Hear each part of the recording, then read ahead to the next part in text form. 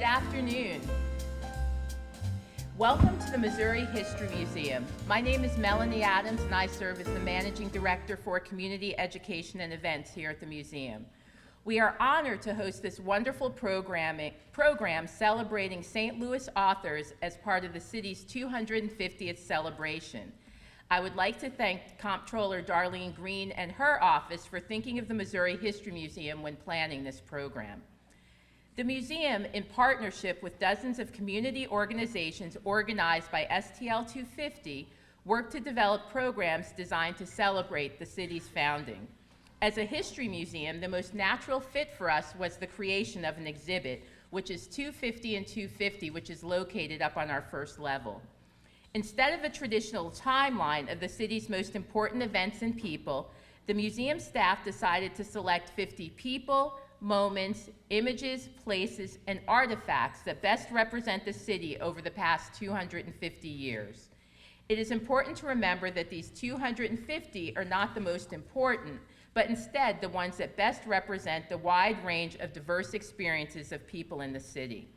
From founding families such as the Chateaus to civil rights leaders such as Ms. Frankie Muse Freeman, the exhibit allows us to reminisce about fond memories and make new discoveries.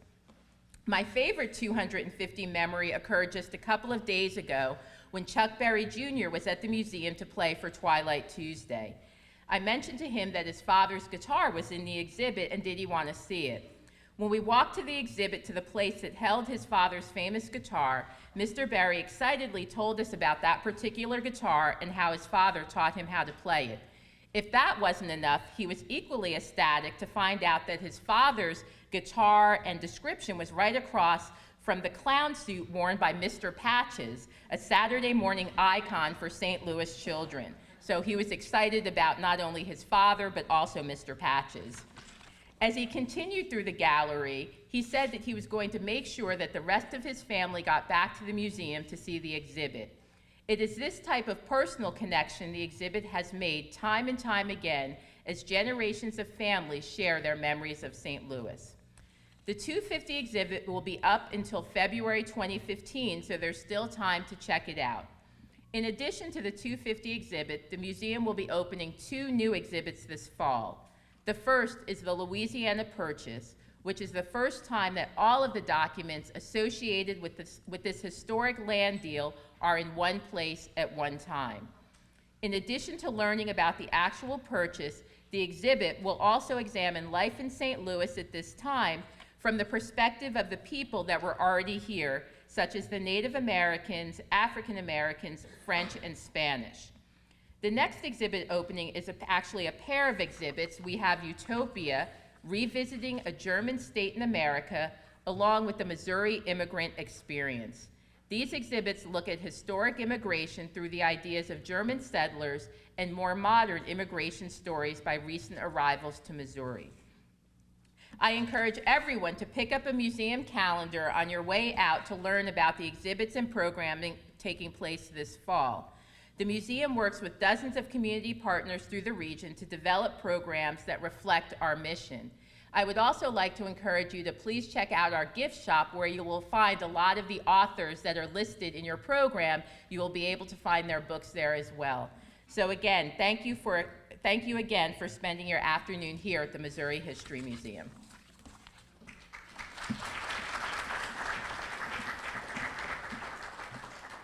Good afternoon, everyone. My name is Bonita Cornute, and that, the woman just speaking, is Melanie Adams. She's the Managing Director of Community Education and Events here, and she's doing an outstanding job with programming and outreach to the community, and we want to thank her for hosting the event today and the History Museum. Thank you, Ms. Adams. You know, all of us probably have in us a story to tell, no matter what it is. It could be something that's fictional. It could be something from our childhood. It could be, in fact, research that we've done, travel we've done. All of that presents an opportunity to tell stories. Today we have a very distinguished group of writers. Among them, they have produced fine works received awards, been nominated and supported in all of their efforts, and today we want to present them to you. And as the title of today's event, Our Pens Are Mighty, might indicate, these individuals are prolific in terms of their ability to tell stories and write information, share information. And so we've asked that they come to you today and give you a little bit of information about what it is they've written about, why, and how they got into writing stories. Some of them you may have heard about and may have seen in different situations, but all of them bring a wealth of experience and knowledge to today's discussion. And I'd like to introduce to you our first author. Many of us have heard her on the radio and seen her on television. She is Carol Daniel.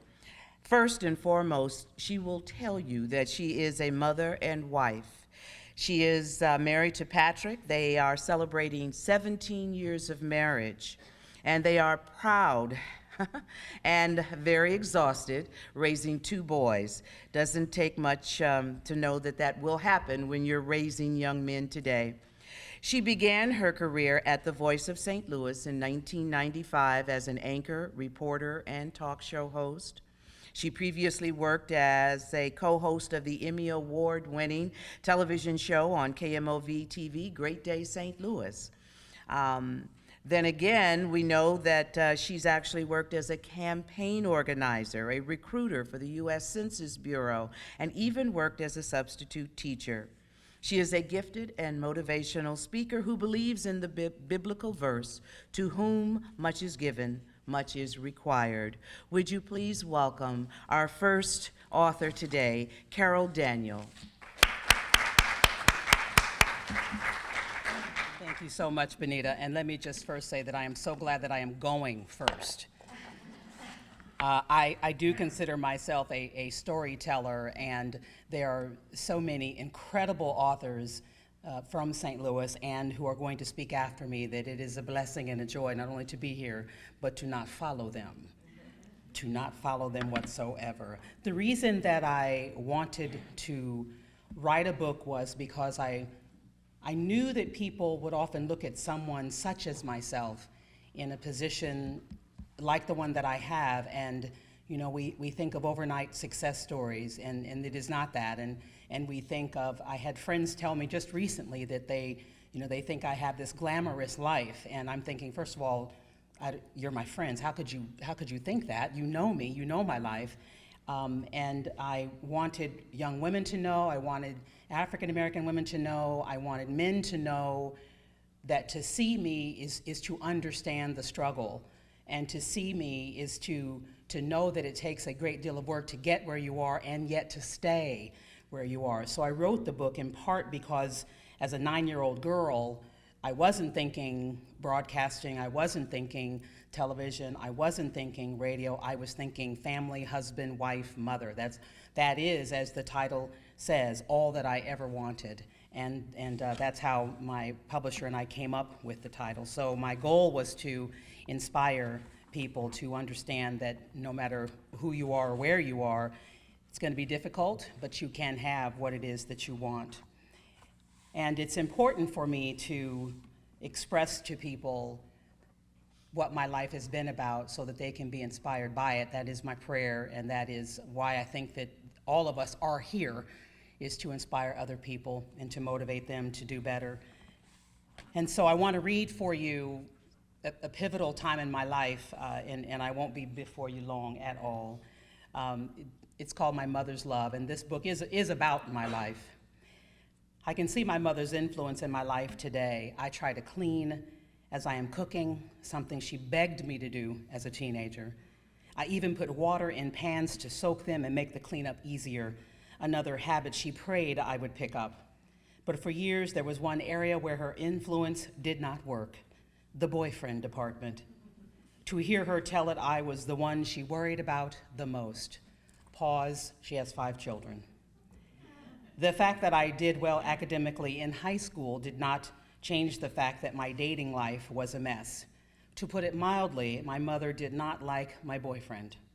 That began the strained mother-daughter relationship that would last through my 20s. The boyfriend didn't last, but the drama stuck around for a while, as did her concern for my well-being. After high school, I followed in my brother's footsteps yet again and went to the University of Missouri-Columbia. I was immediately shocked by how unprepared I felt. I quickly began to question the 3.6 GPA I brought to the campus. The college math class with 200 other students felt like Greek. I dropped the statistics class so quickly I left skid marks in the hallway. I began to feel I never should have come to college in the first place. To make my very existence even more questionable, after missing rent, my roommates, I believe, conspired with the landlord to violate my rights and changed the locks on my apartment. No notice of eviction, just me on one side of the door and my stuff on the other. Of course, pride entered in, and I didn't tell my parents. Instead, I moved in with my then boyfriend. The icing on the awful cake was the discovery that he had a drinking problem, and I had a GPA that barely had a pulse. I decided to try to salvage my college career and transfer. I took my shame and my sense of failure with me to Lincoln University in Jefferson City, Missouri. It was a kind staff member in admissions who remembered my name during my second visit, who convinced me I needed to be there. It was also the feeling that I had nowhere else to go. My mother told me that I would have to live alone. Really? And she said she would pay for my apartment. Deal. Then she said, "This is your last chance." I lived off campus and I got to know very few people. I was so lonely that first year I didn't even go to the homecoming parade, but I could hear it and see it from my apartment window as it went past. I didn't have a car, and my father would bring me groceries every 2 weeks. But soon my mother stopped him and told me, "You need to get your own husband. This one is mine," she said. I did finally make friends and grades. I may still have the letter from the university president informing me I'd made the dean's list. I began to feel less of a complete failure. When I graduated from Lincoln University, I moved to Kansas City, and I loved that city. I loved the outdoor concerts, the jazz clubs, the shops, my very own one-bedroom apartment with a balcony shaded by dozens of trees. I barbecued on the deck even when it snowed. I had dinner parties for one. I bought a waterbed and a dining room set that officially meant I was a grown-up. I worked 2 and 3 jobs at a time. I sold cable door to door. I worked retail clothing sales. I had a morning news shift on a radio station, and I was a recruiter for the Census Bureau. I sold radio and print advertising, and when I was about 26, I again thought that I was in love. He started making some radical changes in his life after joining a mosque. His charming demeanor that won me over quickly soured the deeper he got into the Nation of Islam. He became anti-establishment, which in his mind meant not working for the man. It didn't mean that for me. It didn't mean that for me at all. But our relationship quickly became dysfunctional and emotionally abusive. He didn't want me to work, although he wasn't working either. No money meant no ability to pay rent, and again, I lost an apartment, and this time, a great job. How could I let this happen? I had already struggled my way out of college. I hadn't planned to struggle again, but here I was asking myself, how does a woman smart enough to get a degree end up in a situation like this? Pride again entered in, and I didn't tell my mother what was happening.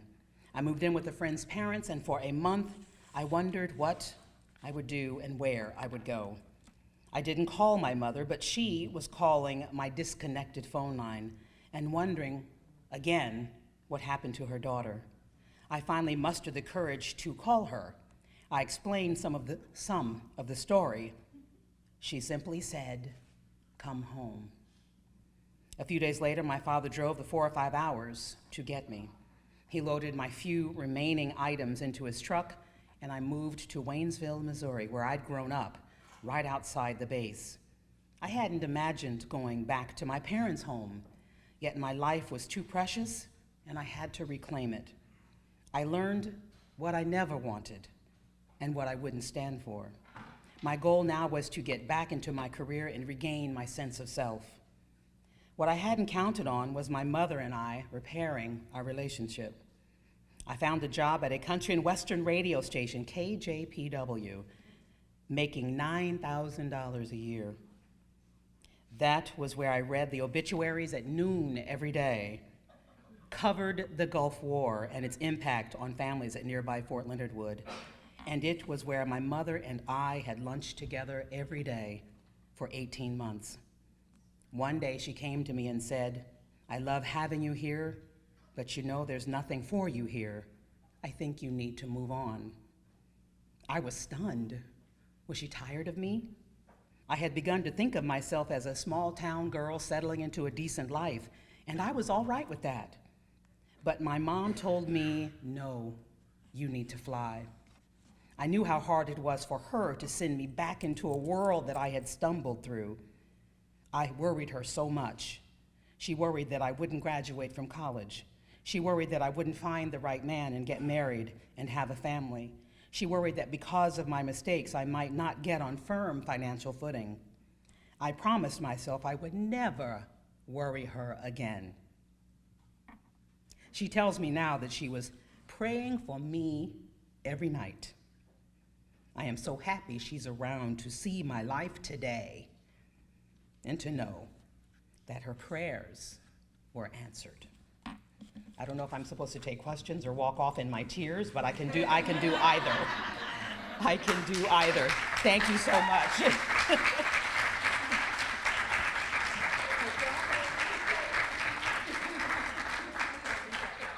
Carol, thank you so much. No, we don't want you to walk away crying, but I will tell you that I felt the tears. I felt the emotion. Thank you so much. And we encourage all of you to visit upstairs where the authors will be available to sign their books. And you can ask Carol any questions that you might have. And she can tell you a little bit more about the life she's developed with her family and her two sons. Thank you, Carol Daniel. We want to invite now Christina Blank McConsey and Nancy Hughes to come forward. Christina? All right. Christina and Nancy are involved in the St. Louis Literacy Consortium, and they're going to talk to you a little bit, or she will talk to you a little bit about an upcoming event. Thank you You're so welcome. much. I just walked in. I was a little late coming from another meeting, and Nancy had a health emergency today in her family. So I am here to represent the St. Louis Literary Consortium and to formally invite everyone here and everyone in St. Louis to Lit in the Lou, which is what we're hoping to be a new grassroots, widespread reading and writing book festival for the greater St. Louis region.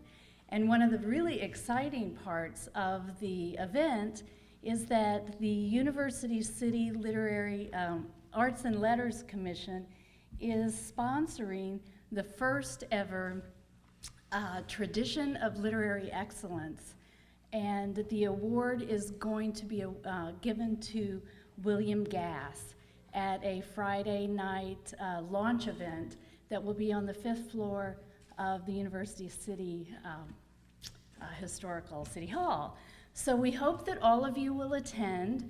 We've got information on the web. There's a schedule available to see all of the artists, all of the writers. We've got 50 authors and 50 more poets. We've got about 100 people involved.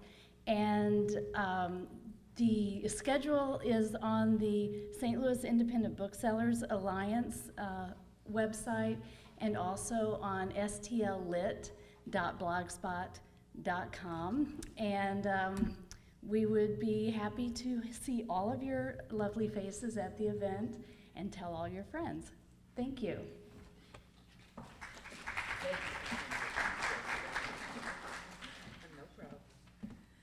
Thank you, Christina. So we hope that you will take advantage of that invitation and participate in Lit in the Lou. Our next author is Dr. Christy Griffin. She is the founder of the Ethics Project. Dr. Christy Griffin is a retired attorney and founder of the Ethics Project. She is a leading authority on the impact of mass imprisonment and its effect on the country, particularly in the Black community. Dr. Griffin is the author of 21 Days to Joy, a daily devotional to finding joy, and Incarcerations in Black and White, the Subjugation of Black America. Would you please welcome Dr. Christy Griffin?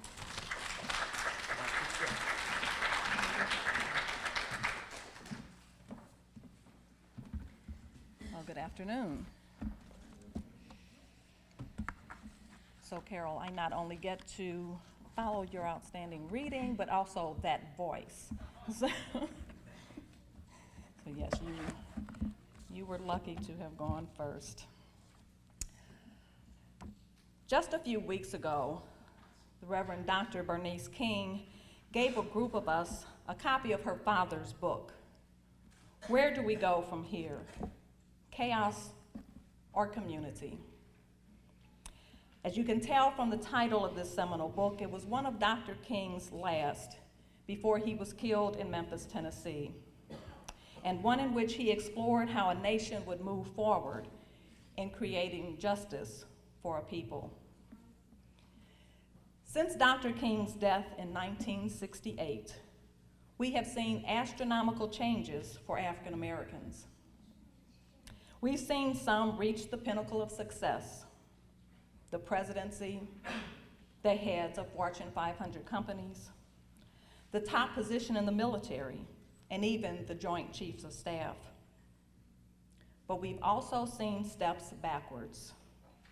Millions of African Americans disproportionately corralled into slave labor behind bars, voting rights curtailed by wrongful and disparate convictions and voter IDs, high school dropout rates reaching as high as 60% in inner city schools, and hundreds of thousands of African Americans shackled with college debt without college degrees.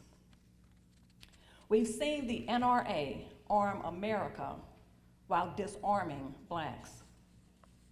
They've garnered the right to carry, to stalk African American black boys, and to shoot them down with impunity while we sit in silence. In the past weeks since Michael Brown's senseless killing, it has been a blessing to see so many use their talents to help us heal and to help us bring about change. There's been poetry, song, dance, paintings. We've been touched by sermons and song. We've been heard by psychologists, mended by doctors, loved by our neighbors. We've created, torn down, and marched on. It has all been an expression of our pain and our anger, and we must not stop.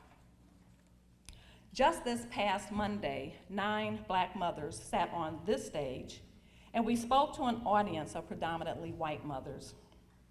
We told them the stories of the talk we've had with our black sons at the urging of Carol Daniel during an interview for KMOX Radio. I pulled together those women because somehow I felt if other women know better, they will do better. And so we prepare for Mother to Mother, Part 2, which will be held here on October 13th. And I invite you to join us. We sit here today among some of St. Louis's best-known authors. We celebrate their vision and their words.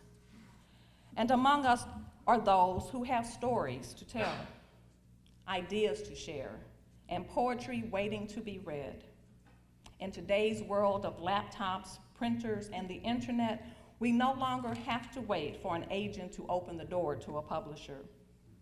We don't have to ask permission to use the tools available to share our thoughts and words. We don't have to wait in line for someone else to define what, how, or when we will speak on the printed page. We don't need someone to deem our words worthy.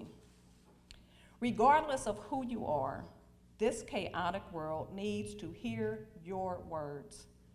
Yes, our pens are mighty. Whether that pen is a laptop, a paintbrush, or a mic. Whether the pen is a drumstick, a saxophone, or a book. Whether our stories are told in song, in dance, or in a rap, we have stories to tell. We have to call out the truth. Our pens are mighty, and we must make the world hear our truth. We must speak up, act out, and create the world we want to see. Thank you.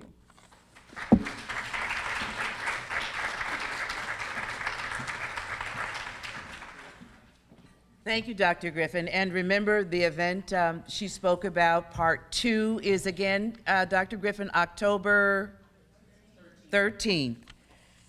And I'm sure you'll hear more about that in the local media and perhaps even on the internet. Our next speaker is B. Marcel Williams, the founder of Jewels, Inc.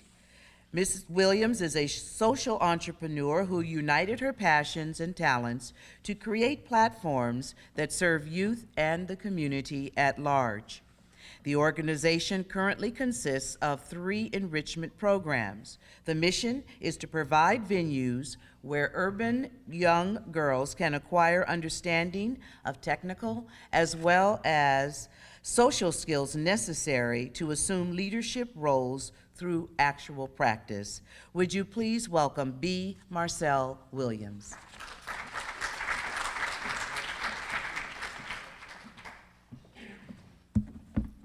Good afternoon, everyone. Thank you. I would first like to thank you for the invitation from the Missouri History Museum to invite me to come out and share a moment with all of the amazing writers and authors of our society. My name is B. Marcel, and I am the founder of Jewels Incorporated, a national mentoring and outreach organization with international influence. We do have 10 branches in cities nationwide and communities in Ghana and Italy. I am a national youth inspirational motivator, wife, mother, and most important, child of God. It is such a delight to stand here before all of you as not only a community and youth advocate, but as someone who admires the unique skills of writers and authors and will one day soon sit amongst you. I would just like to take a moment to reflect on a couple of the honorees that are being honored today. What was not mentioned was some of their journeys, such as Dr. Christy Griffin, who graduated from Webster College with a BA in sociology, received her JD from the St. Louis University School of Law, began her private law practice as a ministry in 1984. She built one of the largest consumer bankruptcy firms here in the state of Missouri, amongst sitting upon 25 plus committees, boards, and is also the founder of multiple organizations and platforms that encourage our community to do better. Jabbar Yassim, he's an author, a poet, a playwright, associate professor of writing, literature, and publishing at Emerson College in Boston, Massachusetts. Editor-in-chief of The Crisis magazine, a journal of politics, ideas, and cultural published by the NAACP and founded by the historian and social activist W.E.B. Du Bois in 1910. Along a list of opportunities and milestones that he also has gone through. Leah Beth LaFleur, she's a St. Louis native, BA in Communications from Stevens College, and she became one of the youngest members of the Stevens College Board of Trustees, and only the second African American to be appointed to the board in the college's history. She worked at Nickelodeon and Uptown Entertainment and was associate producer of the critically acclaimed Fox TV drama New York Undercover. She was also profiled in Essence in a feature entitled What 35 Looks Like, the magazine's monumental 35th anniversary issue, as one of the top 25 to watch under 25. Dick Gregory, American comedian, social activist, social critic, writer, conspiracy theorist, and entrepreneur. His performance skills conveyed to both white and black audiences his political messages and civil rights. He was a poor student who excelled at running and was aided by teachers at Sumner High School. Ms. Frankie Muse Freeman, the Honorable, she was a Howard University alumni and sat on the Board of Trustees. She was an American civil rights attorney, the first woman to be appointed to the United States Commission of Civil Rights between 1964 and 1979, a federal fact-finding body that investigates complaints alleging discrimination. Julius Hunter received his greatest fame as a TV reporter and anchorman from 1970 to 2002, was a teacher, civic leader, reporter, historian, newspaper columnist, radio talk show host, and the list goes on, as well as others such as Sheila Banks, Robert Butler, and Curtis Centerfield. And I'm saying all of this to say that they've had a journey, a milestone. They've had people to train them up along the way. You don't get to be a Frankie Freeman or a Julius Hunter or a Christy Griffin without having others to back you up and to support you along the way. If you all could please, really quick, just take a moment to applaud all of the honorees, the top 50 that we have of our writers and authors here today.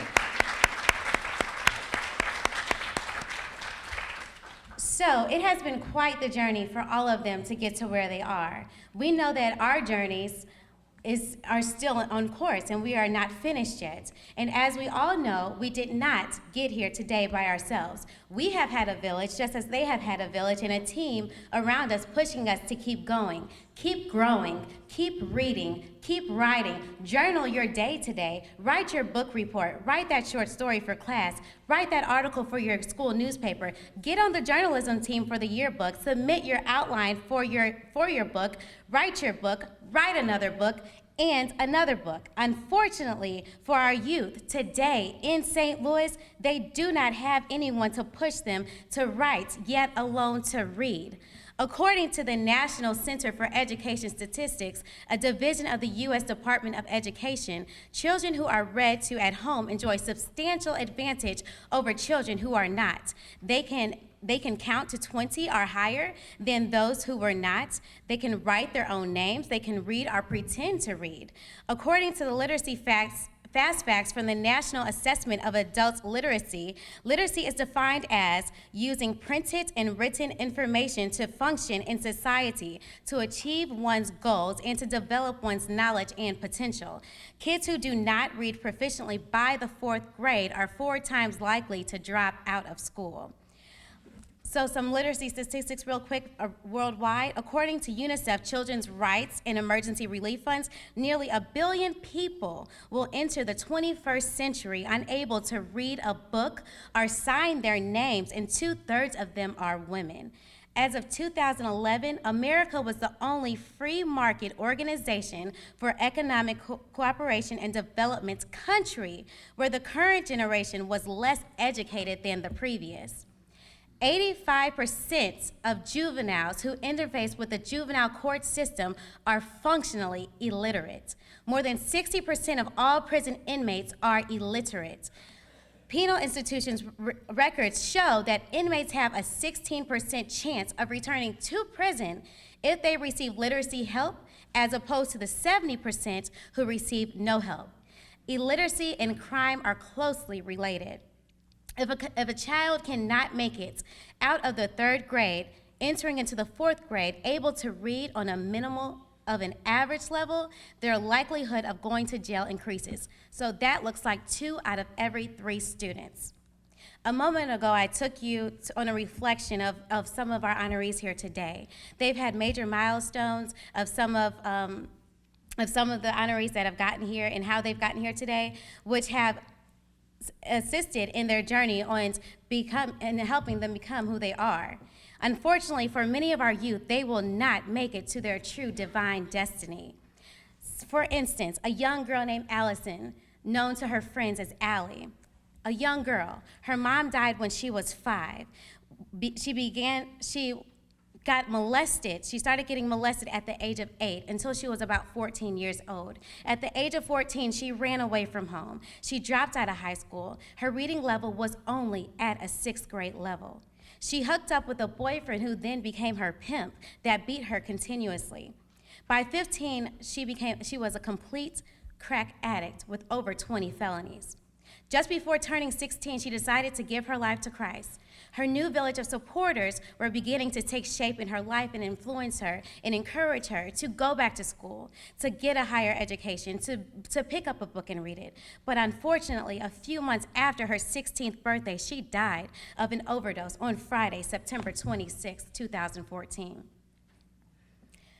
Unfortunately, we cannot save them all, but we can play our parts and do our best. While I stand here and I do salute Jabari, Mary Jo, Sheila, Burton, Heather, Robert, Michael, CJ, David, Jeannie, Anita, Amanda, Gerald, Kathleen, Jonathan, Frankie, William, Dick, Dr. Christy, Ellie, Laurel, Nene, Gerald Horn, A.E. Hotchner, Julius, Michael Kahn, Sissy, Leah Beth, Shirley, Patricia, Terry, Kimberly, Jade, Nikki, Charlotte, Ridley, Carl, Miriam, Eugene, Risa, Howard, I'm pronouncing her name wrong, my apologies, Charles, Rabbi Mark Shook, Curtis, Pat Lorraine, Charles, Quincy, Francil, Dr. John, and Sylvia. We must all come together collectively and do. There should never be any child left behind, but in a government program is not needed to tell us that.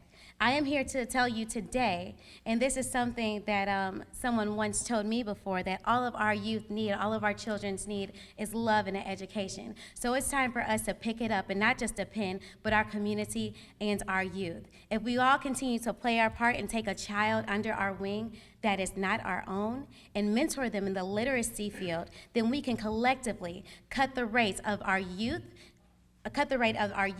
that enter into the justice system daily. Literacy is learned. Illiteracy is passed along by parents who cannot read or write. Many of our youth have a huge disadvantage on their hands coming from homes where they receive no parental or home life support on a daily basis. According to the U.S. Department of Education, where parent involvement is low, the classroom mean average reading score is 46 points below the national average. 1 child in 4 grows up not knowing how to read. 43% of adults at level 1 literacy skills live in poverty compared to only 4% of those at level 5. My challenge to everyone in this room today, it doesn't matter your age at all. There's a 13-year-old young published writer that I had the opportunity to meet and sit next to in the audience, so I challenge you as well. Return to your homes today and share your honors, your awards, and your trophies with a young child or student and encourage them to do better than you. Encourage them to read. Report back to you within a reasonable time frame on what they read. Encourage them to write and journal daily and share with you their thoughts. We all live extremely busy lives, especially in today's society, which it would seem as if it's likely for us to find any downtime at all. But challenge yourself to give of that time and serve a child that comes home to an empty house. Serve a child whose parents are a part of the illiteracy statistics that I mentioned before. Serve a child who does not know how to read. Serve a child who does not know how to write. If you have a literacy program, and I applaud the program that is coming to St. Louis, Lit in the Lou, if you have that program, I thank you so much for the work that you are doing in that field. But always remember, there is more to be done. Like I said before, love and education is what our youth today in St. Louis need. Continue to write the books that inspire us all. Continue to write the books that stretch our imagination, for a mind stretch can never go back to its original size. Continue to write the books that will make us think about what is really going on today in St. Louis and around the world. Continue to write, and as you write, look to your right. And ask the child you have now begun to mentor what they are writing about, because we all know that our pens are mighty. Thank you.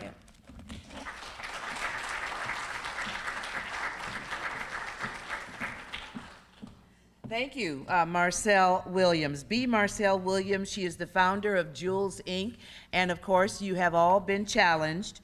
There are things there that each of us can do to make a difference in the lives of young people in this community. Our next speaker is another of the top 50 authors recognized here at the History Museum. She is Terry Mulligan, and Terry grew up in Harlem. She attended both public and private schools, completing her education at CCNY, earning an MA in English. She has studied writing at Washington University's Summer Writers Institute and the Iowa Writing Festival. And until 2012, she taught writing at St. Louis Community College.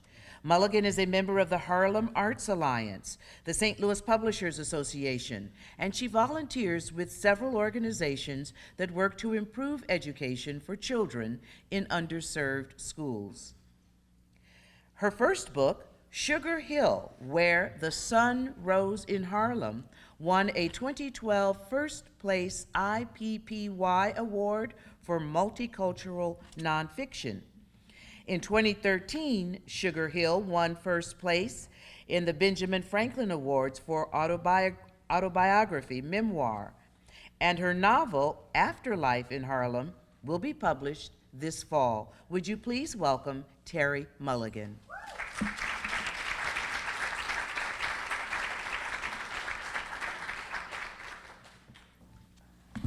Thank you very much. Thank you for coming, and as Carol said, I'm really honored to be here with some of these names on this list, and I'm not first, so I will do my best here. I already lost my sheet that I wrote my summary on, but I've said this, had this talk so many times, I pretty much know what I want to say. Oh, not so many times, I'm not bragging, believe me. I wrote this book, my book that Melanie, and I want to thank Melanie particularly, asked me to speak briefly today. I wrote it because I moved to St. Louis. I moved here in the 70s from Harlem, and I don't usually mention this, but I was marrying a white man. We're still married 43 years later, and it was quite a shocking, well, not shocking, it was quite a revolutionary thing in my family for me to be moving to the South. That's, you know, at that time in history.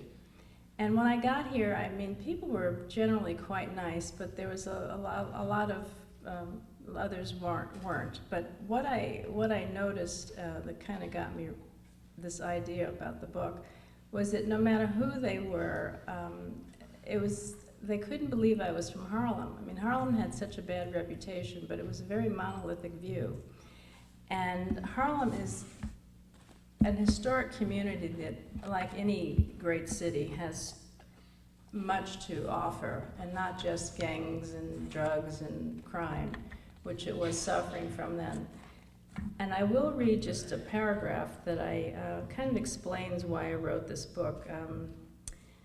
The idea came, and my idea was to tell the world about Sugar Hill, Harlem in particular, a scenic 400-year-old chunk of prime New York City real estate that sits on a bluff atop an island empire. That scrappy community that I loved remained as large a character in my life as the real characters who helped make me the woman I had become. You don't know what you have until you lose it, until it's no longer there. And I just, you know, lived in New York, but there was so much I missed and didn't appreciate. And I guess what I'm trying to say is that I have spent a lot of time, many, many years writing this book. I put it away and it finally came out a couple years ago, kind of documenting history, the history of Harlem.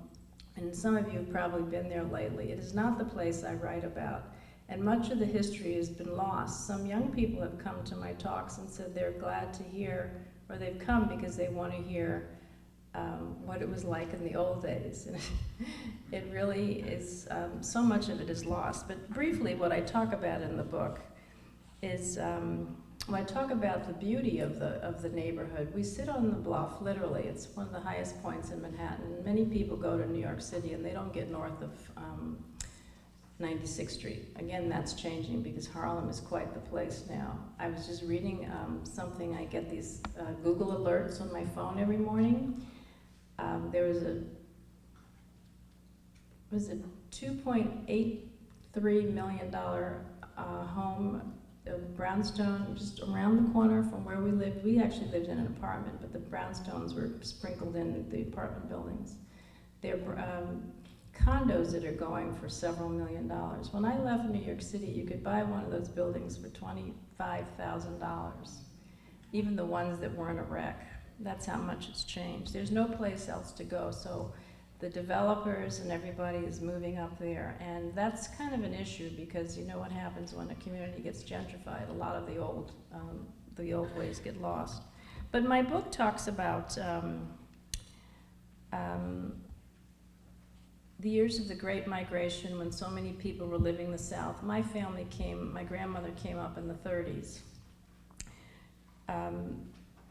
The numbers racket was kind of an endemic, historic thing in Harlem. I think they have the numbers here too, but it wasn't quite as big. And it was quite entertaining. It was all the men, and I don't care who they were, the teachers, the ministers, the preachers, and doctors and lawyers. If they didn't play it, their sons or their wives played it. It was just kind of really a cultural thing in Harlem. Religion has always been big. The evangelists were in their heyday then. Reverend Ike, Sweet Daddy Grace, Father Divine. And the Catholic Church moved into Harlem, and I was sent to the Catholic Church, and that was really quite an interesting experience. I talk about the nuns had a very hard time with all the Irish moving out, although I still went to school with white kids in the 50s, Irish and Polish kids. But they were leaving the community, so it was a big change for the church, and it wasn't always pleasant. But I talk about that. The Apollo was a big part of my life. I was privileged to go every Thursday with my stepfather for quite a few years. He worked nights, my mom worked days, and I saw, starting with some of the big bands, which I didn't like, and all the great Nina Simone and Ella Fitzgerald, Harry Belafonte, Pearl Bailey, Sarah Vaughan, and then of course the doo-wop groups came in when I was still pretty young, about 12. So I really was walking through history every Thursday. And someone asked me, I'm sure you didn't know what you had. And I said, I really did. I mean, my friends didn't get to go to the Apollo every Thursday. It was like dressing up in your Sunday best. Everybody dressed up for everything back then, but dressing up in your Sunday best, getting your hair all curled, and going to see these just amazing people. They couldn't play anywhere else yet. There was no black entertainment on TV. I think Nat King Cole was maybe the first one on Ed Sullivan. And this is where they all just clamored to come. There were other venues in the South when they did the circuit in the South, but New York and the Harlem Apollo Theater was the place to be. And to this day, I cherish that. This was during the Civil Rights era. All the civil rights leaders were pretty much based in Harlem because it was safe there. They couldn't do what they needed to do in the South, although the planning was all for the South. Stokely Carmichael, and I used to volunteer, and I'll tell you why I did that in a minute, at the Corps office, writing posters for the Children's March in Washington. That was the first Civil Rights March, I think. Then there's a lot about my family. It's not a history book per se, it's really very funny about characters, and like the night our cat went crazy and tried to kill us. And that's not funny, but I mean, it is kind of funny. It wasn't funny then. So don't think it's all just, like labeling, going, step-by-step history. And then I write about Black society. That was really a sore point with me because I could never be accepted in Black society. And that's as I got older, those are the boys I liked. A lot of the kids on my block were not going to college, weren't interested in school, beginning to drop out. And, some of the kids from the society families, and we definitely weren't. society were the kids that I was more interested in, but I wasn't invited to their parties. I wasn't part of their group, and anyway, that's funny, that stuff. I use it with a light touch. My dad was a Cotton Club dancer. By the time I was born, a lot of the men on the line were being drafted, had been drafted. So the Cotton Club had broken up. It's back, but it's a whole new thing. He was dancing when Lena Horne was only 16. She was the female singer. She used to travel with her mother. And that was all pretty much in the 30s before I was born, but I really didn't know that. Nobody told you anything. It's one reason it took me so long to write this book. Now everyone is telling you everything on Facebook and Twitter or whatever, but I had to, people, when they start dying and I could practically catch them on their deathbeds, is when they tell me things, even stuff in the South. I think it had been such a hard time for them. There'd been so many humiliations or difficult experiences that they wouldn't tell me about my family in the South, and as a consequence, most of that is lost. So I don't have that, but my children will have, my history with this book. And I end the book at the school I went to. It's a New Lincoln school. It was a private school. I got a scholarship, and it was an extraordinary place, and it really changed my life. And it's one reason that living in a city like St. Louis that's so racially divided is really, really terrible. Because this school was a pioneering school in so many ways. Most of the school was Jewish, but they were determined. A lot of the parents who kind of founded the school had been blacklisted during the McCarthy era. They were show business people. My best friend, she was a new girl in 7th grade, was Susan Lesser, because she had just moved from Hollywood with her family because her dad had a new play on Broadway called The Most Happy Fellow. He had done Guys and Dolls. I didn't know much about Broadway then, or even who some of these people were, but it was a very warm, embracing, and I had actually had quite a bit of interaction with people of another race. My grandmother is Irish.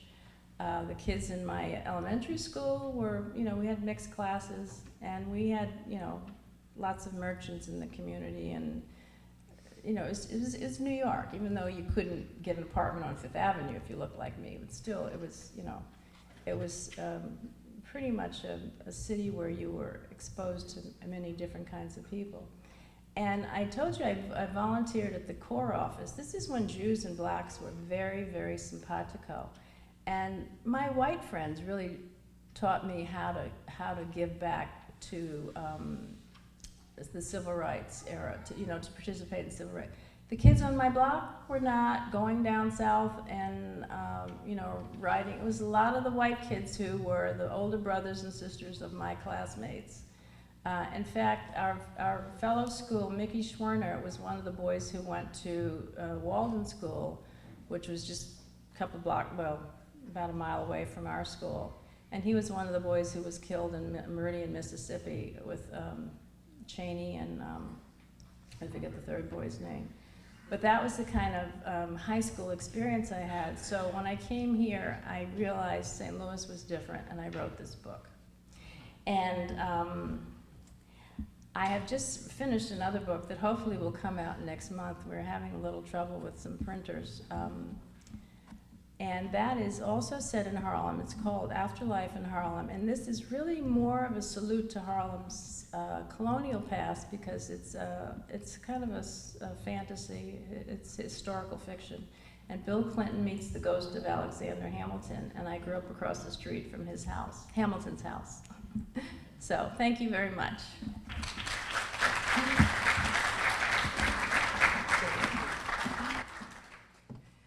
Thank you, Ms. Mulligan. Again, it is helpful to hear of that history.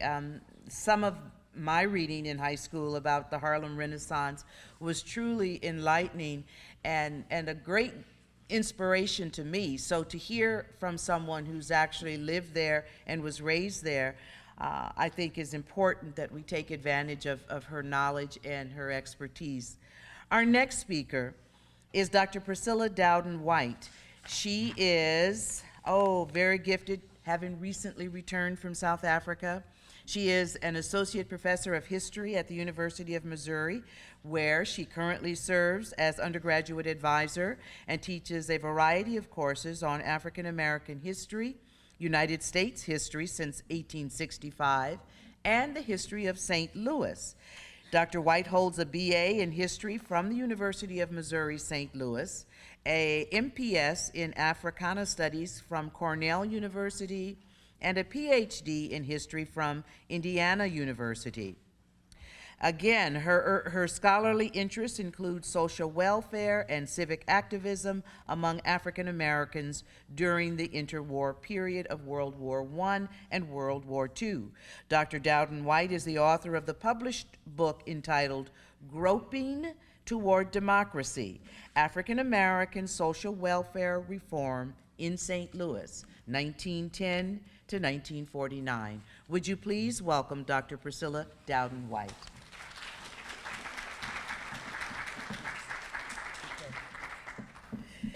Thank you so much, Benita, for that warm introduction. I'm delighted, first of all, to see that what appeared to be very soft light falling down here is much brighter than it looked from where I was sitting out there, because my eyes are not the best, but I can read what is in front of me. It is indeed a great honor to be a part of this amazing event. I'd like to thank everyone who was associated with putting this event together and sponsoring it. Comptroller Darlene Green in particular, Melanie Adams. I want to give a special shout out to Melanie Streeper, whom I felt like I knew before we met for the first time today because of our back and forth emails and telephone calls, and her patience that she illustrated in trying to get me to understand what this event was about. When she asked me to speak on Maya Angelou's influence on my life and my work as a writer. And that's basically all she said. That's what we want to do. Someone had recommended you for this. Someone had seen you on television when Maya Angelou passed, and you were giving an interview, and that's what you're being asked to speak on. And my first thought was, well, that's not the topic of my book, and Ferguson happened, and I'm like, okay, well, let's talk about Ferguson. And it took a minute for me to really understand what this event was about and why I had been asked to speak on Maya Angelou. It's not that I did not think about the fact that Maya Angelou had been such a great influence on my life, but as I began to think about what it is that I would say to you today, I was reminded once again of just how great of an influence she had made on my life, an impact that she had made on my life. I was born and reared in St. Louis City and in North St. Louis, and some of my family came from South St. Louis, Hickory and Streets, LaSalle, around in that area. And when I was a little girl, I remembered hearing the name Maya Angelou associated with the first in her series of autobiographical works, I Know Why the Caged Bird Sings. And it was shortly after the book had been published, because my mother and my grandmother were so excited. And I remembered seeing the book lying in my grandmother's bedroom on her dresser. It's actually one of the first books that I remember seeing that was an adult book. And it's interesting because I think I Know Why the Caged Bird Sings is perhaps her most famous and most influential book. But for me, the book that made the greatest impact on me personally was her book, The Heart of a Woman. And The Heart of a Woman begins when Maya is around 19 years old. And I did not realize that until after she died, when I went back to look at the book. But that book saved my life when I was 19 years old. I was pregnant out of wedlock with my daughter, and my mother and I went through a period in our relationship of great difficulty. And that book literally saved my life. Now, later on, when I went off to graduate school to work on my master's degree at Cornell, I chose for a topic for my thesis Joe Louis, the boxer, and I looked at him as a culture hero in Black America. And I thought about how Maya Angelou influenced me even in the research of that book, of that thesis, that unpublished thesis. There is a passage that I used from Maya Angelou's I Know Why the Caged Bird Sings, from chapter 19, and that chapter is called Champion of the World. I'm sure that some of you remember the passage that I'm going to read to you from that chapter. I'm just going to read a brief excerpt from it. But the reason why I included this in my master's thesis on Joe Louis is because she wrote about what it was like in Arkansas when she was a little girl in this rural environment, when you listened and watched sports on a radio, and you had to use your imagination as you listened to what the announcers were saying.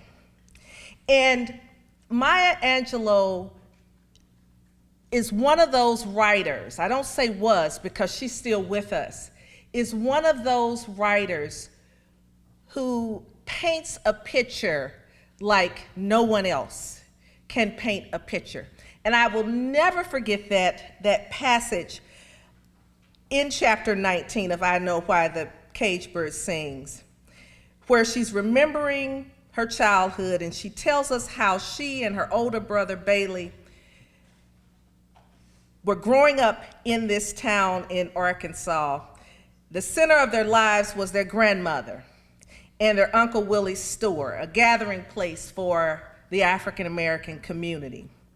And on the night that the story takes place, Joe Louis, as he was referred to as the Brown Bomber, the hero of his people by this time, he is defending his heavyweight boxing title against a white contender by the name of Primo Carnera, who was an Italian boxer.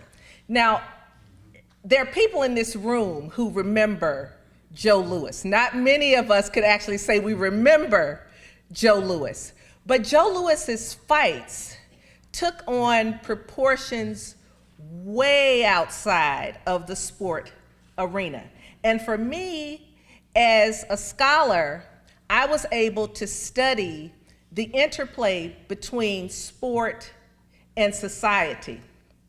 And I'd just like to read to you from this passage where Maya Angelou is describing what it was like to be in this country store in Arkansas. Everyone is gathered around the radio listening to this fight. I ain't worried about this fight. Joe's gonna whip that cracker like it's open season. He gonna whip him till that white boy call him mama. At last, the talking finished, and the string-along songs about razor blades were over, and the fight began. A quick jab to the head. In the store, the crowd grunted. A left to the head and a right and another left. One of the listeners crackled like a hen and was quieted. They're in a clinch. Lewis is trying to fight his way out. Some bitter comedian on the porch said, "That white man don't mind hugging that end now, I bet you." The referee is moving in to break them up, but Lewis finally pushed the contender away, and it's an uppercut to the chin. The contender is hanging on. Now he's backing away. Lewis catches him with a short left jab to the jaw. As I pushed my way into the store, I wondered if the announcer gave any thought to the fact that he was addressing as quote unquote, ladies and gentlemen, all the Negroes around the world who sat sweating and praying, glued to their master's voice. He's got Lewis against the ropes, and now it's a left to the body and a right to the ribs, another right to the body. It looks like it was low. Yes, ladies and gentlemen, the referee is signaling, but the contender keeps raining the blows on Lewis. It's another to the body, and it looks like Lewis is going down. My race groaned. It was our people falling.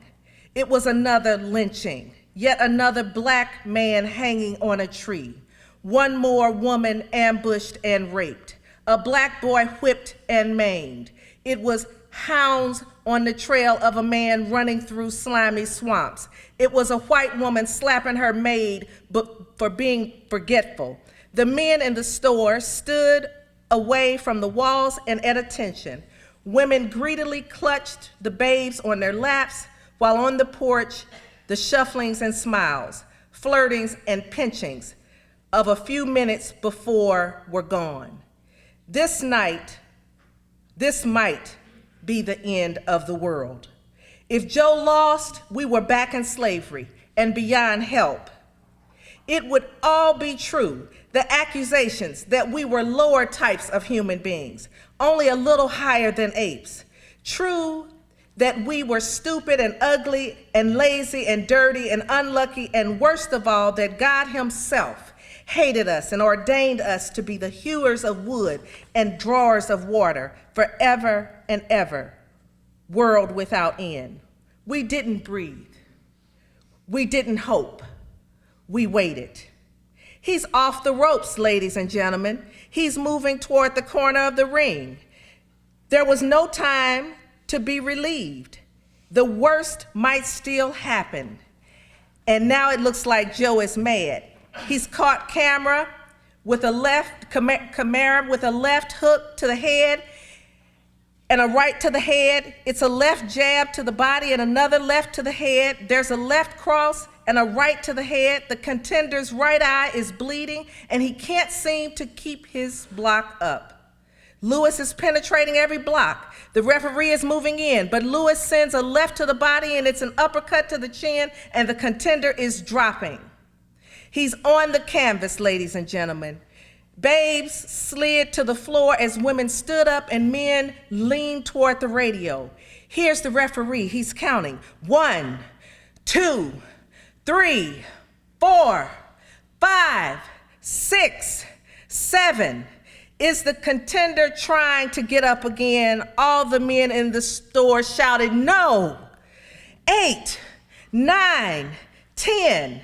There were a few sounds from the audience, but they seemed to be holding themselves in against tremendous pressure.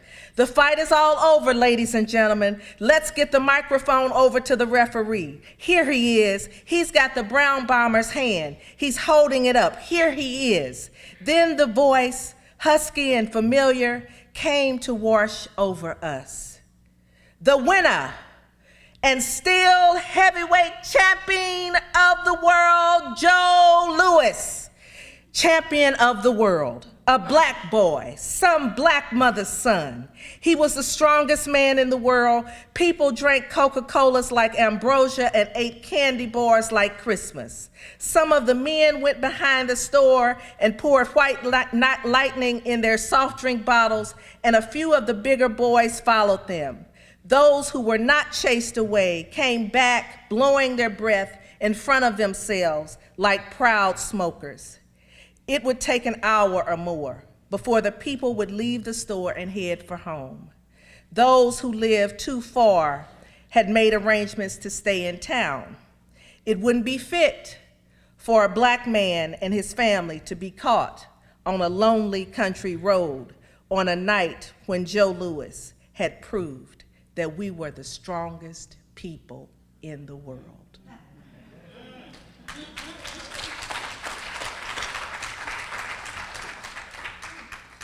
The next time I really thought about Maya Angelou's influence on me as a scholar was when I was working on my PhD dissertation that would eventually become my book, Groping Toward Democracy.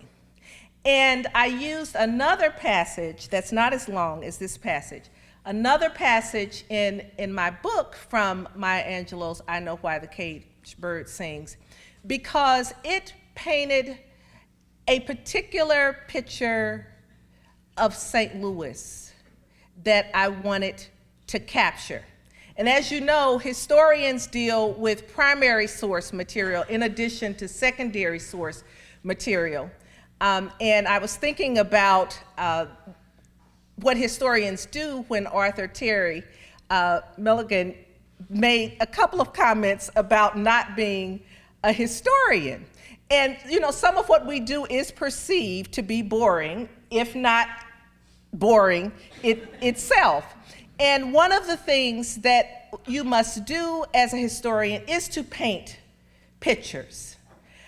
And so when I was working on the political piece of my study, while I was attempting to give a picture of politics in St. Louis in the 1930s, politics that resulted in the building of Homer G. Phillips Hospital, I thought back to a passage again from Maya Angelou's I Know Why the Caged Bird Sings.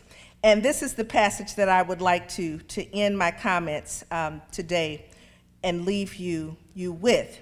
One of the things that drew me to this passage is what Maya Angelou does.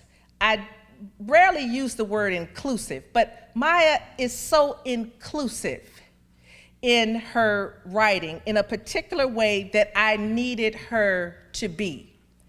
Because sometimes when we tell the stories, historians tell the stories, in this particular case, about politics, we give this sanitized version, and you would just think that it was elite and middle-class people who were making things happen in communities. Well, this passage reminded me, and I think it will remind others, that that is not the case.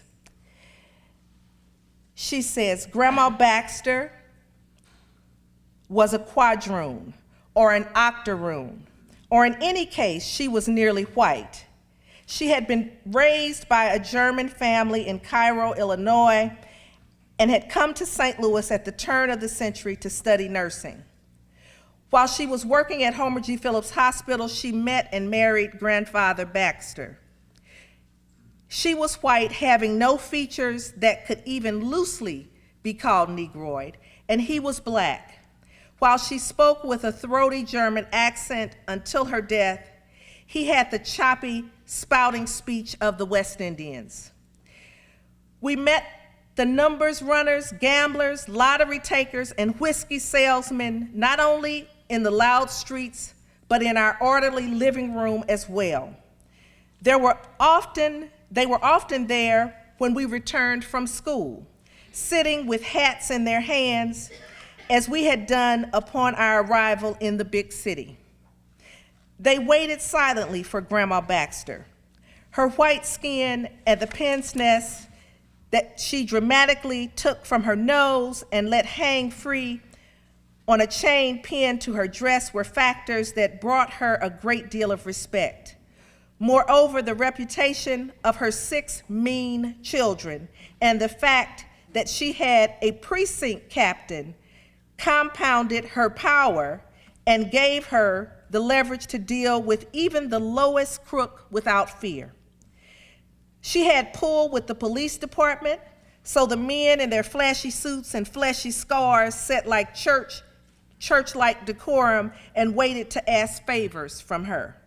If grandmother raised the heat off the gambling parlors or said the word that reduced the bail of a friend waiting in jail, they knew what would be expected of them. Come election, they were to bring in the votes from their neighborhood.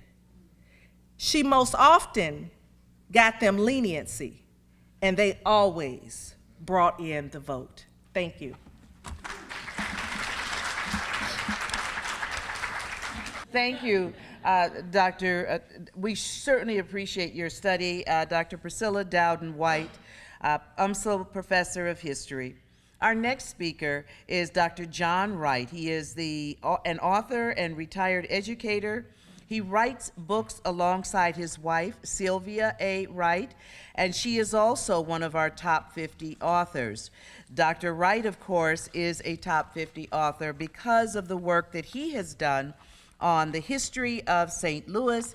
He's actually put together a couple of pieces, a couple of books, and all of it brings greater light to the history of African Americans in the city of St. Louis. So would you please welcome our top 50 author, Dr. John Wright. Watch your step, Dr. Wright. It's a little bit of a comfort. Good afternoon. I'm not going to talk too long. I see some of y'all walking out here, and I don't want to have an empty room. I notice I'm the only male on the list. Well, how did that happen? Well, you know, I'd like to say my success, I have to give a lot of credit to my wife. We got married when I was still in school. And I wasn't one for doing a lot of writing and studying, but the last semester when we were married in school, I needed 21 hours to get out. And the dean said, "You're not the quality student who can do 21 hours. And as I told him, I can't come back. So I took 21 hours, worked 25 hours, and graduated. Since we've been married, between us, we've both gotten 3 degrees. And so, but I owe a lot to her because of that motivation. You know, you write material, but you need someone to always look it over and say, you're on target, you're off target. So many times when I'm off focus, she brings me back. So it's a pleasure to be here with so many people whom I've known for a long time, who've done great work around the city. I was thinking about what I've done. I consider myself maybe a collector of history. And a lot of my information and inspirations come from many I call keepers of the flame.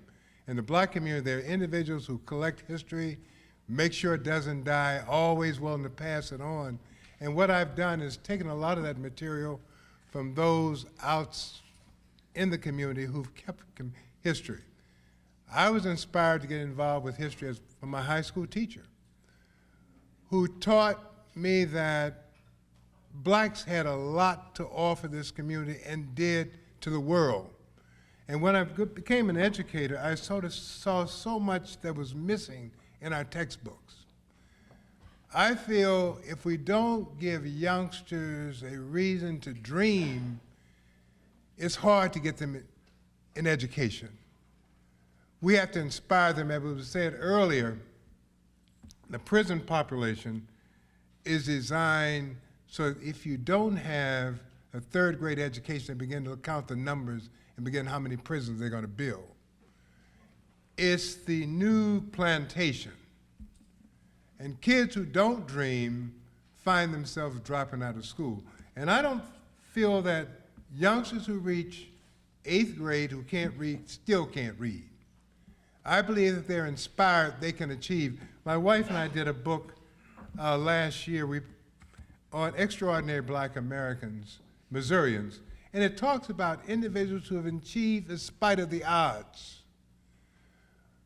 And if you have a dream and a vision and see others who've done that, then you begin to point and work towards that dream. I feel a lot of violence in our community is because individuals who don't like themselves, it's hard to like other people. And if we teach kids to love themselves and visualize their success, they can go out and be productive citizens because they have that dream. I've done, a lot of my books have pictures in them. I find people like to see family members, people they've seen, neighborhoods they've grown up in. One of the first books I did was on the Kinloch community. And I started out hating to write. I mean, people said, "You're right." I said, "I'm just doing something." I really don't like to write. When I had a chance to do my thesis, I did 3 extra hours rather than write. When I got to my dissertation, I had all my classwork finished. It says, "Time to do your dissertation." It took me 5 years. You see? And my advisor said, "When you gonna finish?" We were going through a school desegregation. I kept saying, "I'm in the court, man. I've got this stuff to do." And so he finally said, "This is your last one." And so I finished it. And I did it on the desegregation of the all-black schools in St. Louis County before 1954. After 1954, there were 11 school districts. I traveled around the county to those school districts. I met individuals who all had fascinating stories to tell of their life and the community. I took pictures of those communities, and I built with real respect. And then I went out to Kinloch, and they told me about the glorious history they had there. And so I get people who read those books on Kinloch, the Ville, disappearing Black communities, and they see those stories of communities of life that have been omitted from most books. And it inspires them. That's my grandmother, that's my grandfather, my uncle told me about this. And many of those books have been used for research, and I have people calling all the time to use material, to ask for more material. We have a great history in the African American community, not only in St. Louis, in the United States, but worldwide. It's omitted. And I fight to make sure we have more inclusive history. When I work with students at the university, I tell them about the history that's been omitted from books. And one of the things we talk about is Statue of Liberty. That was supposed to have been a Black woman. But most people don't realize that. And there are so many things that we just don't know about. We talk about St. Louis, the brutal history we had in the beginning of the city. We burned a man alive downtown St. Louis. We had 4 individuals, we hung them and cut their heads off and put them in a drugstore window. And we've come a long ways in St. Louis. We still got a long ways to go, but it's only because we've had people who continue to push and won't let us sleep and won't let us rest. And we have to, if we want a better society. And we can do that through history and through information. And those of us who have history, share it with your family. Each time someone dies, another page of history is lost. So those of you who have family members at home, talk with them while they're still living. Collect the pictures. Write on the back who they are. Because once they're gone, I've got a stack of pictures at home now. I don't know who they are. My parents died before I was able to write on who those individuals were. Collect those pictures. Write on them. Share that information with your kids. I remember the stories my mother told me about the South. I have a cousin now, we communicate back and forth. Those stories, we're planning on trying to do something with about our family, all the things that happened. The first thing I had, my son gave me something that I hadn't heard too much about. It was gator babies. It was a story of whites who used to kidnap African-American babies, tie ropes around them, leave them in the swamps for the alligators. If you see the postcards, if you go back and look at postcards, you see many African-American babies in the mouth of alligators. Those are things we don't talk about in history, but we need to talk about in history. We don't talk about the concentration of the Japanese during the war, taking all their property away. We don't talk about the way we've treated our Chinese early citizens who helped build the railroad. We don't talk about how we gave smallpox blankets to our Native Americans. We've got to learn the history for this country and all those who helped make this country if we want to ever heal and become one. And it's up to those of us who storytellers to tell the story so that they never die, but we keep them alive. And I thank you for inviting me here today. And I see my classmate here, Shirley, who's a great poet here. And we started out in grade school together, and she's been writing ever since, going all over the world, writing poetry, being on TV and radio, and every place I see Shirley, she's doing great things. And I thank you for having me here today, and I appreciate your allowing me to share a few words with you. Thank you.